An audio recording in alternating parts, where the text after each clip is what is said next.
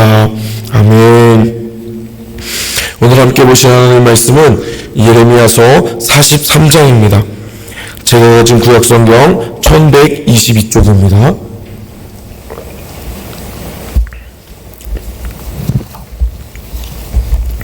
예레미야서 43장 1절부터 끝절 13절까지 말씀 한 절씩 교독합니다. 예레미야가 모든 백성에게 그들의 하나님 여호와의 말씀 곧 그들의 하나님 여호와께서 자기를 보내사 그들에게 이르신 이 모든 말씀을 말하기를 마치니 호사야의 아들 아사랴와 가랴의 아들 여호난과 모든 오만한 자가 예레미야에게 말하기를 내가 거짓을 말하는도다. 우리 하나님 여호와께서 너희는 애굽에서 살려고 그리로 가지 말라고 너를 보내어 말하게 하지 아니하셨느니라.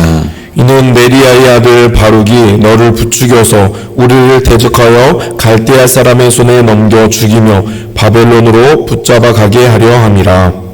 이에 가랴의 아들 요하난과 모든 군 지휘관과 모든 백성이 유다 땅에 살라 하시는 여호와의 목소리를 순종하지 아니하고 가랴의 아들 요하난과 모든 군 지휘관이 유다의 남은 자 곧 쫓겨났던 여러 나라 가운데에서 유다 땅에 살려하여 돌아온 자 곧 남자와 여자와 유아 왕의 딸들과 사령관 느부사라단이 사반의 손자 아이감의 아들 그다야에게 맡겨둔 모든 사람과 선지자 예레미야와 네리야의 아들 바룩을 거느리고 애굽 땅에 들어가 다바네스에 이르렀더니 그들이 여호와의 목소리를 순종하지 아니함이러라.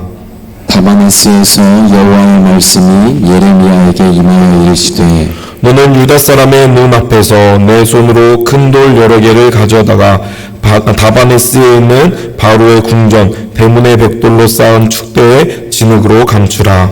그리고 너는 그들에게 말하기를 만군의 여호와 이스라엘의 하나님께서 이와 같이 말씀하시되 보라 내가 내 종 바벨론의 느부갓네살 왕을 불러오리니 그가 그의 왕좌를 내게 감추게 한 이 돌들 위에 놓고 또 그 화려한 큰 장막을 그 위에 치리라. 그가 와서 애굽 땅을 치고 죽일 자는 죽이고 사로잡을 자는 사로잡고 칼로 칠 자는 칼로 칠 것이라. 내가 애굽 신들의 신당들을 불지르리라. 느부갓네살이 그들을 불사르며 그들을 사로잡을 것이요 목자가 그의 몸에 옷을 두름같이 애굽 땅을 자기 몸에 두르고 평안히 그곳을 떠날 함께 것이며 읽겠습니다. 그가 또 애굽 땅 베스메스의 석상들을 깨뜨리고 애굽 신들의 신당들을 불사르리라 하셨다 할지니라 하시니라. 아멘. 금요일 새벽 또 이렇게 한 주를 잘 마무리하시고 새벽에 나오신 모든 분들을 주님의 이름으로 환영합니다. 금보다도 귀한 복된 하루가 되시기를 축복합니다. 두 필리핀과 캄보디아 단기 선교팀은 아직 연락은 받지 않았지만 이 시간대면 잘 도착하여 사역을 시작할 것 같습니다. 우리 단기 선교 사역팀을 위해 끊임없이 잘 기도해 주시길 바랍니다. 우리가 8월에도 이 예레미야서를 마저 읽어나가게 되었습니다. 긴 시간 함께 읽어오시다 보니 같은 말만 계속 반복하는 것 같고 또 무슨 말을 하는 것인지 잘 이해가 안 되는 분들도 계실 것 같습니다. 하지만 우리가 기억해야 할 것은 이 남유다의 마지막 때에 하나님은 이 예레미야 선지자를 통하여서 심판하시나 결국 구원하시는 하나님의 섭리 가운데 그들에게 예레미야를 통해 하나님의 뜻을 전하게 하심을 우리가 기억하며 이것을 읽어나가면 되겠습니다. 하지만 여전히 불순종한 남유다의 백성들은 결국 하나님의 말씀에 불순종하여 멸망의 길을 걸어가게 되었음을 기억하시길 바랍니다. 그래서 우리가 이 남은 한 9장 정도 남은 예레미야서를 읽어나가면서도 변함없는 사랑으로 그의 백성들을 돌보시는 그 하나님 아버지의 마음을 함께 헤아릴 수 있는 그런 은혜가 있기를 바랍니다. 오늘 함께 읽었던 43장 1절의 말씀 한 목소리로 같이 읽겠습니다. 예레미야가 모든 백성에게 그들의 하나님 여호와의 말씀 곧 그들의 하나님 그들에게 이르신 이 모든 말씀을 말하기를 마치니. 아멘. 우리가 어제의 말씀에서도 계속 반복하여 말씀하고 있지만 하나님의 뜻은 애굽으로 내려가는 것이 아니다라는 것을 여러 번 강조합니다. 하지만 지금까지 애굽으로 가겠다고 말하는 수많은 자들은 그러한 하나님의 신실하심을 가볍게 무시하며 자신의 계획대로 애굽으로 가려 합니다. 약속하신 대로 일하시는 하나님은 하나님의 뜻을 반복하여 말씀하셨지만 그 뜻을 자신의 마음대로 해석하고 순종하지 않는 자들에게는 어떠한 어려움이 있는지 우리는 이 기록을 통하여 깨달을 수 있어야 합니다. 하나님은 오늘 우리에게도 하나님의 말씀에 순종하기를 원하시는 분이십니다. 혹시 하나님께서 나에게 반복하여 순종하라 말씀하시는 것이 있었지만 그것을 듣고 계시지 않으셨다면 이 시간 이 말씀을 통하여 우리 개인에게 말씀하시는 그 하나님의 말씀에 순종하셔 마음을 돌이켜 하나님의 말씀에 순종하실 수 있기를 바랍니다. 이어서 2절의 말씀에 이렇게 기록되어 있습니다. 호사의 아들 아사랴와 가랴의 아들 요하난과 모든 오만한 자들이 예레미야에게 말하기를 내가 거짓을 말하는도다. 우리 하나님 여호와께서 너희는 애굽에서 살려고 그리로 가지 말라고 너를 보내어 말하게 하지 아니하셨느니라. 아멘. 2절은 이제 예레미야의 신탁에 대한 백성들의 반응을 묘사합니다. 호사의 아들 아사랴와 가랴의 아들 요하난과 모든 오만한 자들을 자세히 그들을 서술하고 있는데요. 그들은 예레미야의 말을 거짓이라고 규정하며 이야기합니다. 예레미야는 끊임없이 하나님의 말씀을 전하였지만 사람들은 그것을 들으려하지 않고 오히려 그 예레미야가 거짓말을 한다라고 비난합니다. 현재 갈대아인들이 쳐들어오는 것이 뻔한 상황에서 애굽으로 내려가지 말라라고 말하는 것은 일반적인 상식적으로 볼 때 그저 이 예루살렘에서 그 자리에서 죽으라고 하는 것과 같다라고 여겨졌을 것입니다. 그래서 그들은 여호와의 말씀을 거절하고 결국 애굽으로 내려가 다바네스라는 곳에 정착합니다. 게다가 요하나는 예레미야와 바룩을 애굽으로 함께 끌고 가는데요. 이후 예레미야는 아마도 본국으로 돌아오지 않고 애굽에서 생을 마친 것으로 보입니다. 본문에서 말씀을 타는 다바르라는 단어가 3번이나 기록하여 반복되어 있습니다. 이것은 그것을 강조하는 것으로 볼 수 있는데요. 예레미야는 그들의 하나님 여호와의 말씀이 그들의 하나님 여호와께서 자기를 보내사 그들에게 이르신 모든 말씀이라는 점을 강조하여 언급합니다. 유다의 남은 자들의 요청에 따라 예레미야가 하나님의 말씀을 끊임없이 전했음을 강조하고 있는 것이죠. 우리가 읽고 있는 개역개정 번역에서는 너를 보내어 말하게 하지 아니하였느냐라고 번역하여 말하다라는 것을 부정하는 것처럼 보입니다. 하지만 원문에 보면 너를 보내지 않았다라고 표현하는 것으로 해석할 수 있습니다. 이것은 지금 이 말씀을 듣고 있는 이 사람들이 하나님이 예레미야를 보냈다는 그 사실 자체를 부정하고 있는 것으로 해석할 수 있겠죠. 그들은 하나님께서 너를 보내지 않았다라고 말하면서 이 예레미야를 거짓 예언자로 규정합니다. 그들은 너희는 애굽으로 내려가서는 안 된다라는 이 예레미야의 말을 인용합니다. 이것은 애굽으로 가지 말라라는 하나님의 엄격한 금지의 명령이었습니다. 하지만 예레미야는 너희가 애굽으로 살려고 간다라고 말하고 있습니다. 그들이 애굽으로 내려가게 된다면 그들은 나그네 또는 객으로 살아갈 뿐인 것이죠. 이유 3절은 그들의 또 다른 이유를 언급합니다. 3절로 같이 읽어보겠습니다. 이는 메리아의 아들 바룩이 너를 부추겨서 우리를 대적하여 바벨론으로 붙잡아가게 하려 함이라. 아멘. 네리야의 아들 바룩은 예레미야가 아나돗 지역 땅을 매매하며 그 증서를 건넸던 인물입니다. 그리고 그는 예레미야가 명령하여 신탁을 기록한 사람이기도 했죠. 그런데 사람들은 그 바룩이 예레미야를 부추긴다라고 이야기하면서 오만한 자의 관점에서 예레미야는 하나님께서 보내신 것이 아니라 바룩의 꼬임에 의해 넘어간 자일 뿐이라고 예레미야와 바룩의 관계를 이제 잘못 해석하고 있습니다.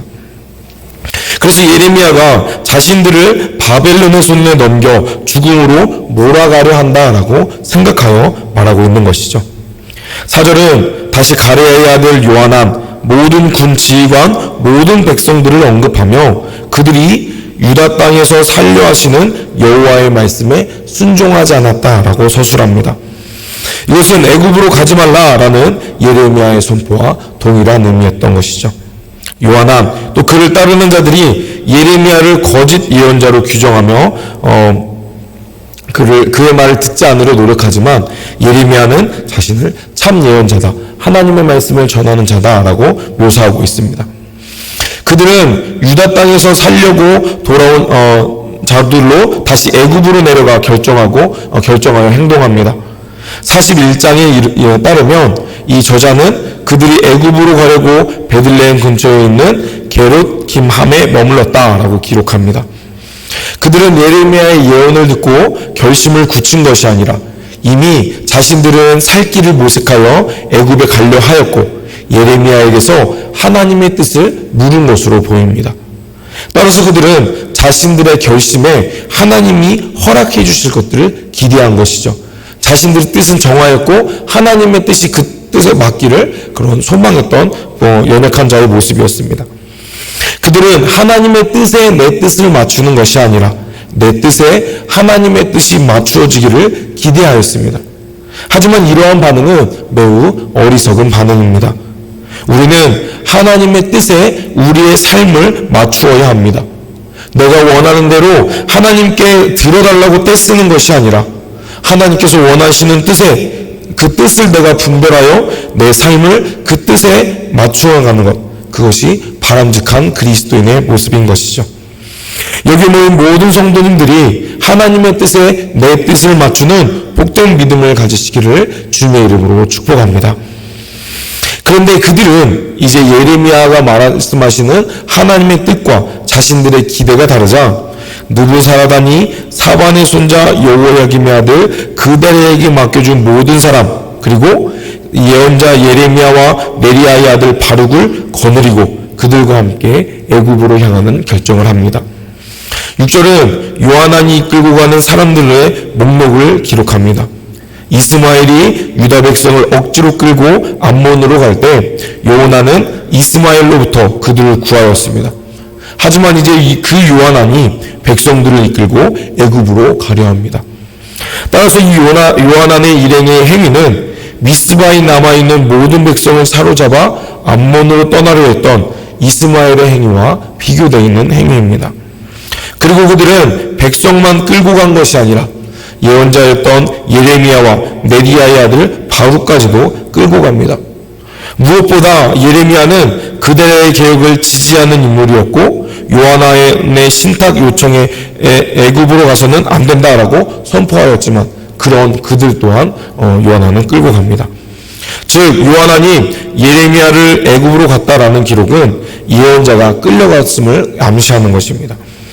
히브리어 성경과 개역개정 번역에는 그것에 대한 약간의 차이가 있습니다. 원어에 따르면 애굽으로 내려간 이후로 그들은 여호와의 음성을 듣지 않았다라는 것이 기록되었고 마지막으로 그들이 도달한 지역이 다베네스라고 언급되어 있습니다. 다베네스라는 지역은 시나이 반도에 붙어있는 나일강의 삼각주 지역에 위치하였습니다. 이곳은 남유다와 애굽의 그런 초입에 위치하였기 때문에 바벨론이 만약 애굽을 공격하게 된다면 결코 피할 수 없는 위치였습니다. 근데 미련하게도 눈앞에 보이는 애굽이 자신들을 지켜줄 것이라 라고 착각하여서 잘못된 판단으로 그곳에 거주하기로 결단한 것이죠. 8절과 9절의 말씀 한번 같이 읽어볼까요? 8절과 9절입니다. 다베네스에서 여호와의 말씀이 예레미야에게 임하여 이르시되 너는 유다 사람의 눈앞에서 내 손으로 큰 돌 여러 개를 가져다가 다베네스에 있는 바로의 궁전 대문에 벽돌로 쌓은 로 감추라. 아멘.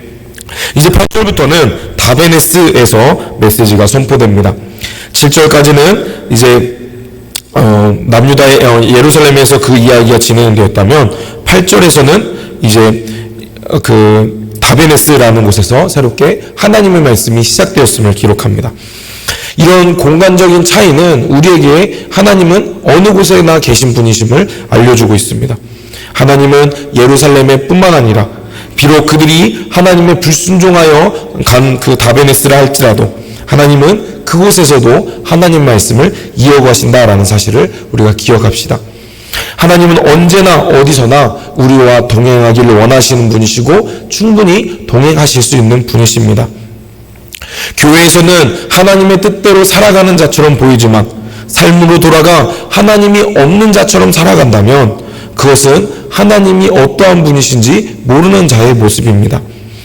언제나 어디서나 우리의 기도에 응답하시고 우리와 동행하기를 원하시는 그 하나님을 기억합시다. 그리고 그 하나님 앞에서 살아가는 매일의 삶이 되시기를 주님의 이름으로 축복합니다. 이어서 9절에는 예레미야의 상징 행동들이 명령되어 있고 그것이 기록됩니다.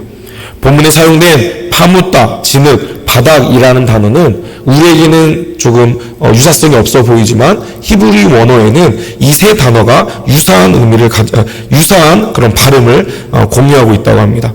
그래서 예레미야는 이러한 언어 유희를 통하여서 본문에 결코 찾을 수 없는 것에 열심히 그런 것을 그들을 숨기라는 것을 명령으로 해석할 수 있겠습니다. 이러한 예레미야의 기이한 행동은 이 사람들이 왜 그러한 일을 하는지 묻게 했을 것입니다.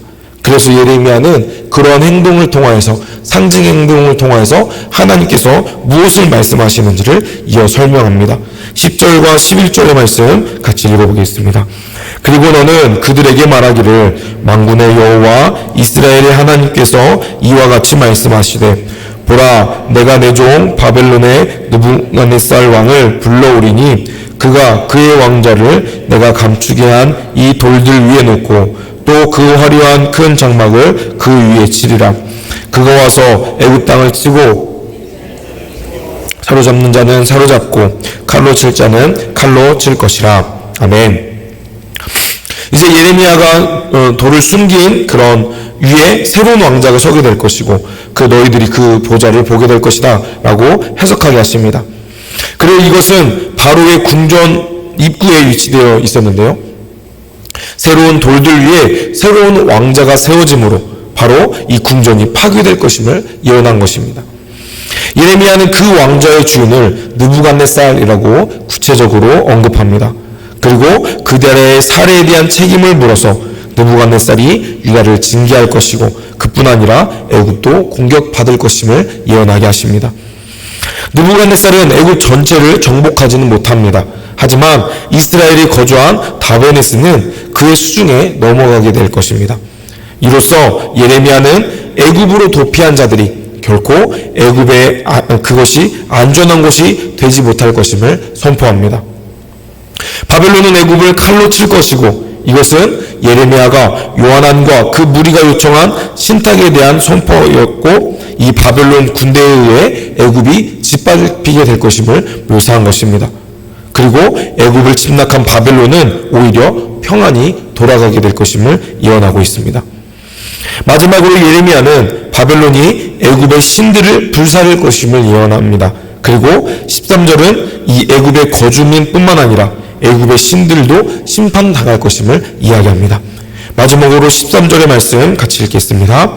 그가 또 애굽 땅 베세메스의 석상들을 깨뜨리고 애굽 신들의 신당들을 불사르리라 하셨다 할지니라 하시니라.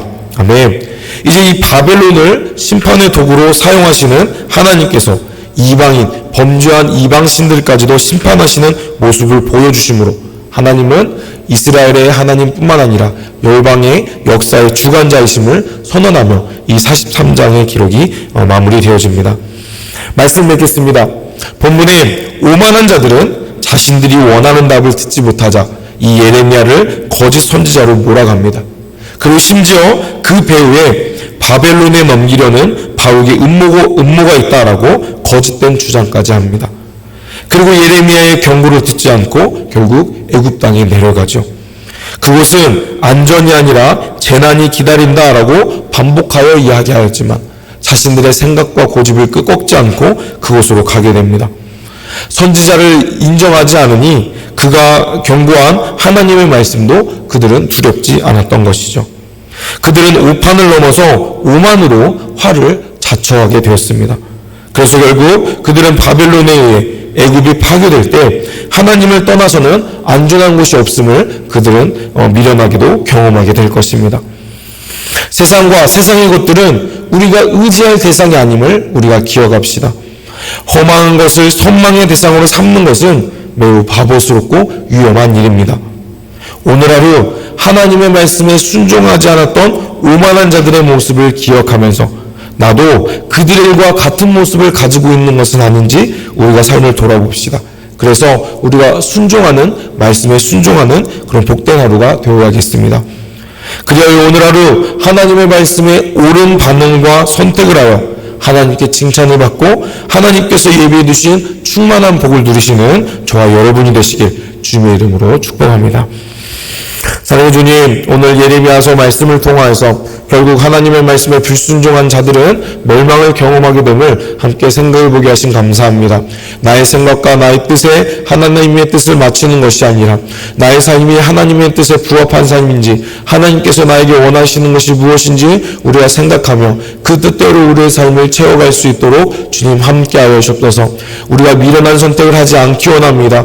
우리의 삶을 계획하시고 우리와 동행하기 원하시는 그 하나님의 뜻을 묻고 하나님께서 원하시는 모습대로 우리의 삶을 채워가고 올바른 결정을 할 수 있도록 주님 함께하여 주옵소서. 그리하여 오늘 하루의 삶이 하나님의 기쁨으로 충만한 은혜가 넘치는 복된 삶이 될 수 있도록 주님 은혜 내려주시고 동행하여 주시옵소서. 우리의 삶을 이끌어 주실 예수님의 이름으로 기도드립니다. 아멘. 또 어떤 말씀 생각하시면서 함께 기도하시기 원합니다. 우리가 겸손한 마음으로 말씀에 순종하는 믿음을 주시라고 기도합시다. 그리하여 하나님의 은혜가 넘치는 복된 하루가 되게 해달라고 기도합시다. 캄보디아와 필리핀 단기 선교 사역을 위해 기도해 주십시오. 그들의 섬김을 통하여서 선교사님이 큰 위로와 기쁨을 누리고 우리가 풍성한 선교의 사명을 감당해내는 은혜를 누릴 수 있도록 기도해 주십시오. 8월 말씀 사교회를 통하여서 귀한 목사님들, 강사들을 보내주셨는데 그들을 통해서 충만한 은혜를 누릴 수 있도록 우리 추천교회가 은혜가 더울로 넘치는 사랑의 공동체로 세워져 갈 수 있도록 연약한 성도들을 위해 이 시간 개인적인 기도 제목들을 놓고 주여 한번 부르시고 합심해서 기도하며 나아가겠습니다. 주여.